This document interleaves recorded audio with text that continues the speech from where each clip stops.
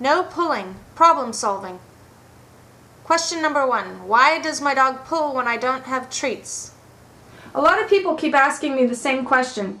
It's why when they have treats, their dog is perfectly next to them, giving them full attention, and when they don't have treats or the dog is sick of the treats, the dog is pulling ahead and completely ignoring them. Now there are many reasons this could happen, but the two most likely reasons is 1, you've been reinforcing the wrong behavior with your food, your verbal reinforcement, or your markers. And what I mean by this is you're clicking the dog's arousal and attention on the food rather than clicking the dog for calmly walking next to you.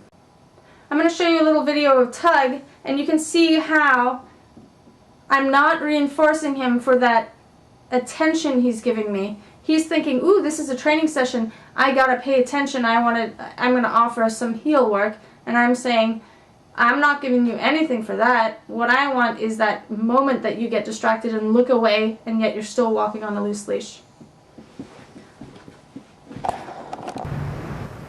Here you can see Tug is offering a lot of attention and trying to figure out how to get the food, but the only time I'm going to click is when his focus is off the food and he's just casually walking next to me.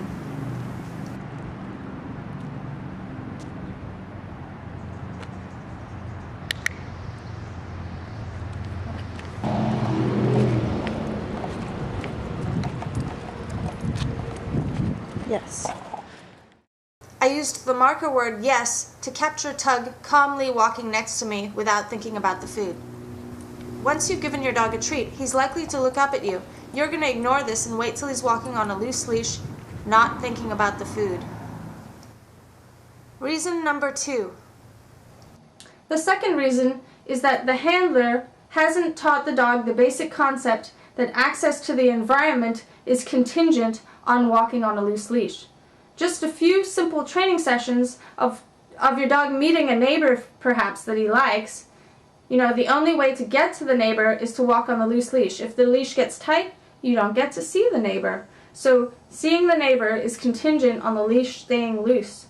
If the leash is loose, you can walk all the way up to that neighbor, say hi. So the reinforcement is no longer your treats, it's that neighbor, the fire hydrant, the bowl of water they want to reach. A lot of people are like, ooh, my dog's thirsty, and they let their dog pull them to a bowl of water, and there the dog learns pulling equals reinforcement. So you've basically just trained your dog to pull. My advice is never walk on a cell phone, because you're going to start talking on that cell phone, and then you're going to start following your dog. Next morning when you're not on the phone, you're going to wonder, why is my dog pulling? It's because you have reinforced them by letting them get to where they want to go by pulling.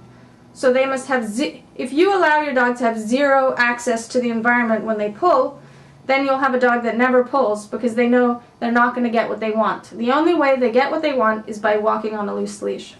It's actually very easy to teach a dog to walk on a loose leash without treats, but the added benefit of the treats is that when the leash is off, the dog likes to walk next to you because it's been conditioned as a great place to be. I will be answering these frequently asked questions in continuing videos. My dog walks on a loose leash perfectly until he sees something he wants to get to. What should I do? How do I stop my dog acting like a yo-yo? He goes ahead and pulls and then comes back constantly. How am I supposed to walk more than one dog?